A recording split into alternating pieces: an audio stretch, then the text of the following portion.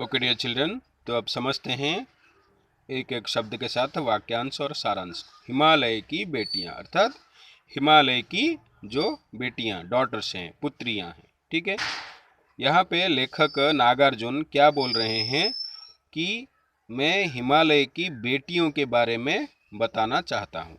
वो कौन है, क्या है। अभी तक मैंने उन्हें दूर से देखा था। मतलब लेखक यहाँ बोल रहे हैं जो हिमालय की बेटियां हैं वो उनको बहुत दूर से देखा था, कभी पास से नहीं देखा था। बड़ी गंभीर, शांत, अपने आप में खोई हुई लगती थी। लेखक को यहाँ पे लगता है कि जो बेटियों को वो दूर से देखते थे वे बेटियां इनको दूर से तो बहुत ही शांत, सुंदर, सरल लगती थीं। संभ्रांत महिला की भांति वे प्रतीत होती थी। मैं वर्ड कोड कर रहा हूँ। संभ्रांत, संभ्रांत मतलब बहुत ही सुशील और हाई सोसाइटी का, अरिस्टोक्रेट फैमिली की लेडी की तरह, ओके, भांति, तरह, ओके, लाइक, जैसा प्रतीत होती थी, लगती थी, वही है, दिखती थी, लगती थी। कौन? जब लेखक वो नदियों को दूर से देखते थे तो उनको ये लगता था कि ये जो नदियां हैं वो किसी संभ्रांत वंश के महिला, राजवंश के महिला के जैसा हैं, ऐसा उनको प्रतीत होता था। प्रतीत होता था मतलब लगता था। ठीक है, उनके प्रति मेरे दिल में आदर और श्रद्धा के भाव थे। ठीक है, उन बेटियों के प्रति, उन महिलाओं के प्रति लेखक के मन में आदर, सम्मान और श्रद्धा के भाव थे। माँ और दादी, मौसी और मामी की गोद की तरह उनकी धारा में डुबकियां लगाया करता। यहाँ पे लेखक क्या बोल रहे हैं, जैसे हम लोग अपने घर में माँ और दादी के गोद में सोते थे। लेखक क्या करते थे? लेखक यहाँ पे इन नदियों की धारा में डुबकी लगा देते। अर्थात यहाँ पे लेखक बोल रहे हैं जैसे में हम लोग अपने दादी और माँ के गोद में खेलते हैं बचपन में, वैसे ही लेखक यहाँ पे इन नदियों की गोद में, इन नदियों की धारा में, जल में, अर्थात ठीक है, डुबकियां लगाया करता, मतलब नहाते थे, खेलते थे। वो उसको माँ और दादी की गोद बता रहे हैं। गोद मतलब जब हम खेलते हैं उनके साथ, उनके गोद में बैठ जाते हैं, वो गोद होता है। ठीक है, उसके बाद परंतु इस बार जब मैं हिमालय के कंधे पर चढ़ा तो वे कुछ और रूप में सामने थी। हाँ, परंतु इस बार क्या हुआ, इस बार क्या हुआ, लेखक क्या कर रहे हैं, हिमालय घूमने के लिए गए हैं कहीं पर, तो वहाँ क्या करते हैं, वो देखते हैं नदियों का असली रूप, देखते हैं कैसे लगती हैं। तभी वो बता रहे हैं हिमालय के कंधे पर चढ़ा। कंधे पर चढ़ा मतलब हिमालय की किसी पहाड़ पर जा रहे हैं और वहाँ से नदी को देख रहे हैं। ठीक है, और वहाँ से बता रहे हैं कि कैसा था। मैं हैरान था। हैरान मतलब आश्चर्य हो गए। उनको, उनकी मन में जो छवि थी, उनकी मन में जो कल्पना थी कि ये जो नदियां हैं ऐसी होंगी, लेकिन वो ऐसी कभी नहीं थी। तभी वो क्या थे? हैरान थे, आश्चर्य थे। मैं हैरान था कि यही दुबली पतली गंगा, यही यमुना, यही सतलुज समतल मैदानों में उतरकर विशाल कैसे हो जाती हैं। तो यहाँ पे क्या बता रहे हैं लेखक, ये जो गंगा, ये यमुना, यही सतलुज जो नदियां हैं, ये तो समतल मैदान में बहुत ही बड़ा है। इधर से एक किनारे से देखे तो दूसरे किनारे की ओर धुंधली दिखाई देती है, परंतु पहाड़ी इलाकों में बहुत ही पतली हैं। यह देखकर उनको आश्चर्य होता है कि जो मैदान में, समतल इलाकों में जहाँ पे शहर नगर बसा हुआ है, गांव बसा हुआ है, उन इलाकों में ये नदियाँ कैसे बड़ी हो गई हैं और पहाड़ी इलाकों में कैसे बहुत ही पतला हैं। इनका उछलना और कूदना खिलखिलाकर लगातार हंसते जाना। इनका मतलब इन नदियों का, ये गंगा, यमुना, ब्रह्मपुत्र आदि नदियों का उछलना कूदना। उछलना कूदना मतलब यहाँ पे जब नदियाँ पहाड़ी इलाकों में चलती प्रवाहित होती हैं, वहाँ पे बहुत ही शोर होता है क्योंकि पत्थर होते हैं। उसी को ये जो पानी होता है वो उछल उछल के कूद कूद के गिरता है। उसी को लेखक बता रहे हैं कि ये नदियाँ खुद उछल कूद कर रही हैं। ठीक है। तो फिर बाद में क्या बता रहे हैं, लगातार हंसते जाना। ये पानी का ये सब जो चेंज मॉडल है, चेंजेस रूप है, जैसे कहीं पर शांत जाना, कहीं पर उछलते कूदते जाना, कहीं पर पत्थर के नीचे चल रहा है तो पत्थर के ऊपर चल रहा है तो ज़्यादा आवाज़ करना। तो ये सब को लेखक क्या बोल रहे हैं, खिलखिलाकर हंसते जाना। क्योंकि पहाड़ी इलाकों में नदियों में शोर ज़्यादा होता है, शब्द ज़्यादा होता है, क्योंकि पत्थर होते हैं और पत्थर के ऊपर पानी होके जाता है तो शोर नीचे की, ऊपर से नीचे की ओर जाता है तो शोर होता है। इनकी यह भावभंगी, इनका यह उल्लास कहाँ गायब हो जाता है, मैदान में जाकर। यहाँ पे क्या बोल रहे हैं लेखक, यही जो पहाड़ी इलाकों में उछल कूद कर रहे हैं, ये मैदान इलाकों में जाके, समतल इलाकों में जाके क्यों शांत हो जाते हैं। ठीक है। यहाँ पे ध्यान रखने वाली बात यह है, लेखक यहाँ पे बेटियों की जैसे देख रहे हैं नदियों को, नदियाँ जो समतल इलाकों में बह रही हैं उनको वो संभ्रांत, बड़ी परिवार की, राजवंश की परिवार की, बड़ी मर्यादापूर्ण परिवार की महिला लगती हैं। पर जब वो पहाड़ी इलाकों में नदियों को देखते हैं तब वो उनको लगता है कि ये तो खिलखिलाती हुई बच्चियां हैं जो उछल कूद करते हैं, नटखट करते हैं। ठीक है। तभी किसी लड़की को जब मैं देखता हूँ, किसी कली पर जब मेरा ध्यान अटक जाता है, तब भी इतना कौतूहल और विस्मय नहीं होता। क्यों ये बात बता रहे हैं, अगर हम कोई बालिका को देखते हैं, कभी कुछ शांत है, कभी कुछ, जिसका जो स्वभाव है वो वैसा ही रहता है। कोई शांत है तो वो शांत ही है, और कोई थोड़ा सा नटखट होता है, दुष्ट होती है तो वो भी शुरू से ही दुष्ट होती है। परंतु यहाँ पे लेखक क्या बोल रहे हैं, मैं किसी कली को भी देखता हूँ, कली मतलब फूल का जो फर्स्ट टाइम है और जब बड़ा होता रहता है, उसको जब देखता हूँ तभी वैसा इतना आश्चर्य नहीं होता जितना मैं इन नदियों को देखकर आश्चर्य होता हूँ। ठीक है। जितना कि इन बेटियों की बाल लीला देखकर, बाल लीला मतलब वो अभी छोटी हैं, पहाड़ी इलाकों में छोटी बच्चियां हैं, उनकी खेल कूद देखकर मैं थोड़ा आश्चर्य हो गया हूँ। कौतूहल ये तो ज़्यादा और थोड़ा आश्चर्य को ही करेगा, कौतूहल इंटरेस्ट भी होगा। ठीक है। आगे देखते हैं, कहाँ ये भागी जा रही हैं। उनको लगता, लेखक क्या बोल रहे हैं, पहाड़ी से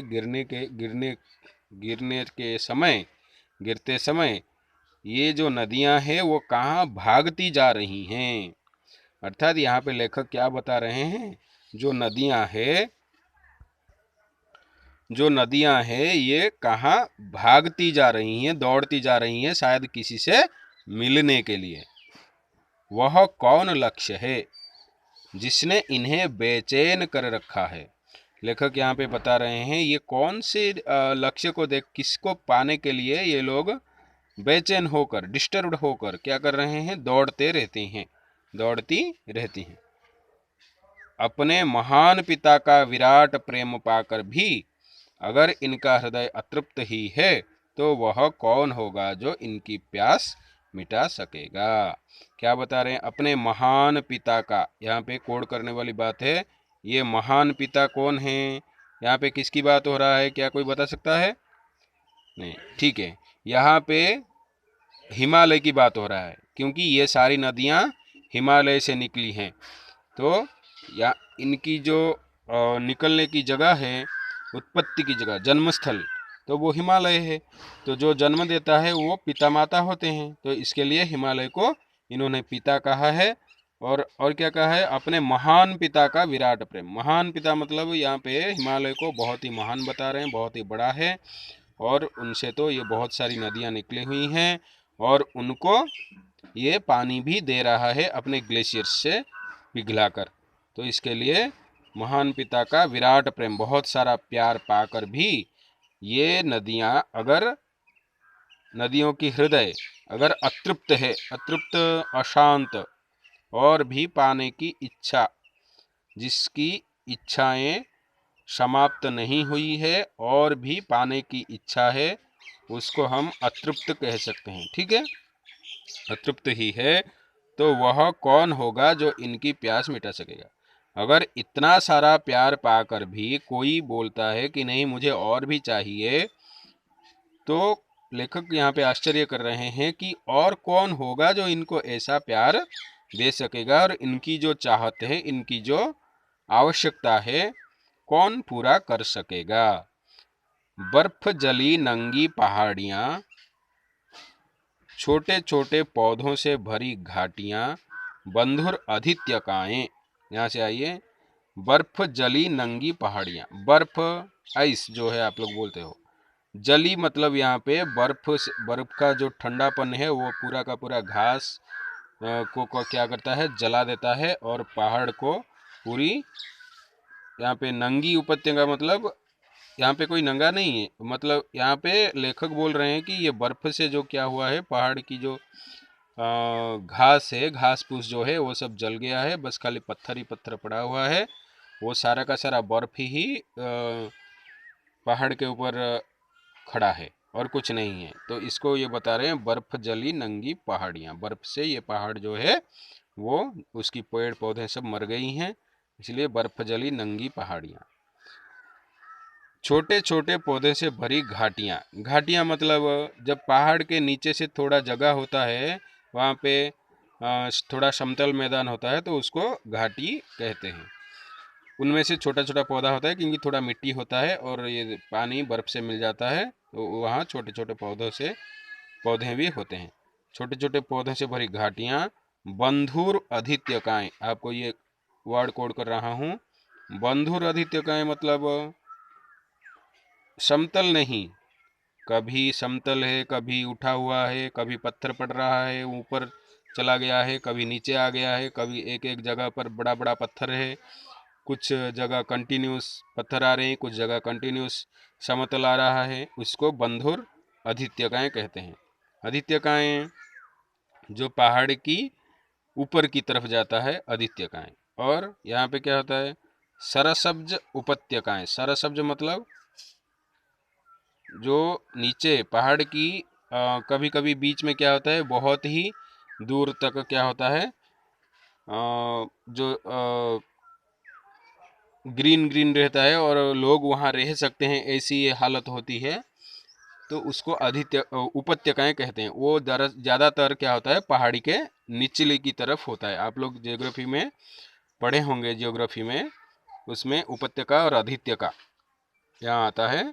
नीचे वाले को उपत्यका कहते हैं, ऊपर थोड़ा सा कभी कभी पहाड़, कभी कभी समतल आना, इसको अधित्यका कहते हैं। ठीक है, उपत्यकाएं, ऐसा है इनका लीला निकेतन। ये लीला निकेतन मतलब खेलने का घर। यहाँ क्या बता रहे हैं, निकेतन मतलब घर।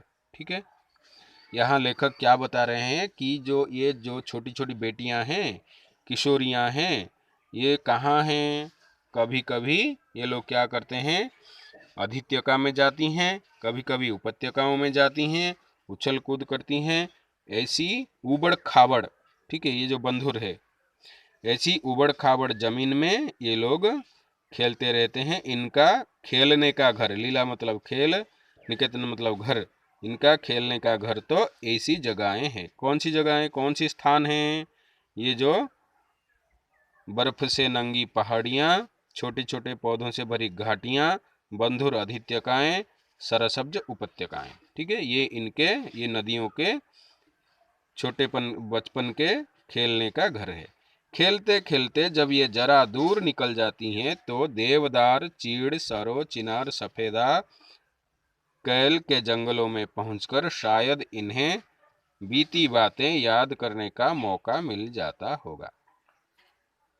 ठीक है, देखिए यहाँ पे क्या बता रहे हैं लेखक, ये खेलते खेलते थोड़ा दूर आ जाते हैं, मतलब नीचे की तरफ आ जाते हैं। तो कभी कभी ज़्यादा कौन सा जंगलों की तरफ आ जाते हैं तो मैदान मिलता है। तो क्या होता है, मैदानों में जंगलों के पास बहुत सारा पेड़ होता है ना, जैसे ये सारा पेड़ के बारे में बताया गया, देवदार, चीड़, सरो, चिनार, सफेदा, केल। अब इसको कोड करना है कि यहाँ पे आपका प्रश्न भी आया होगा शायद कि नदियाँ जब दूर निकल जाती हैं तो उनमें से कौन से पेड़ पाया जाता है। तो आप लोग यहाँ ध्यान देना है, ये सारा पेड़ जो देवदार, चीड़, सरो, चिनार, सफेदा, केल के जंगल में ये सारे पेड़ मिलते हैं। तो यहाँ पे लेखक ये बता रहे हैं जब थोड़ा दूर निकल जाते हैं ये नदियाँ, तो आगे चलकर जंगलों में पहुंचकर ये थोड़ा बीती बातें, जब घर छोड़कर आई थी, पहाड़ छोड़कर आई थी, पहाड़ी पेड़ों को थोड़ा पाकर अपने जो बचपन जन्म होने की समय की बातें थोड़ा याद आ जाता होगा।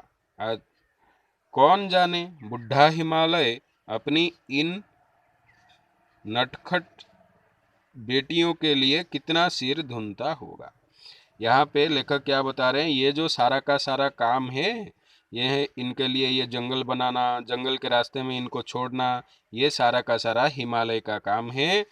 ये इन्होंने ऐसा ही रास्ता बनाया है कि ये लोग यहाँ जाएंगे, इसी रास्ते में जाएंगे, और ऐसे पेड़ पौधे उसने बनाया है। लेखक का कहने का मतलब ये है कि ये सब रास्ते में नदियाँ प्रवाहित होते हैं, और नदियाँ सॉरी और हिमालय ये सब रास्ते में पेड़ पौधा इनको बना के दिया है। धुनता होगा मतलब यहाँ पे अपनी जो बुद्धि लगाया होगा कि कैसे मेरी बेटियां अच्छी से रहेंगी। सिर धुनता, सिर धुनना, सिर धुनना मतलब किसी काम के लिए अपनी माथा लगाना, कोई अच्छी काम कोई भी काम के लिए। बड़ी बड़ी चोटियों से जाकर पूछिए तो उत्तर में विराट मौन के सिवाय उसके पास और रखा ही क्या है।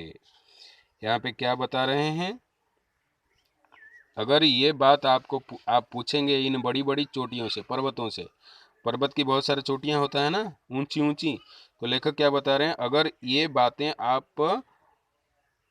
पहाड़ को पूछेंगे तो वो क्या बताएगा, वो तो पहाड़ ही है, वो तो बस खाली चुपचाप ही खड़ा रहेगा, लेकिन हमारा प्रश्न का तो उत्तर नहीं दे पाएगा कि आपने अपनी बेटियों के लिए ये जो रास्ते बनाए हैं, ये जो जंगलें बनाए हैं, आपने कैसे बनाए हैं।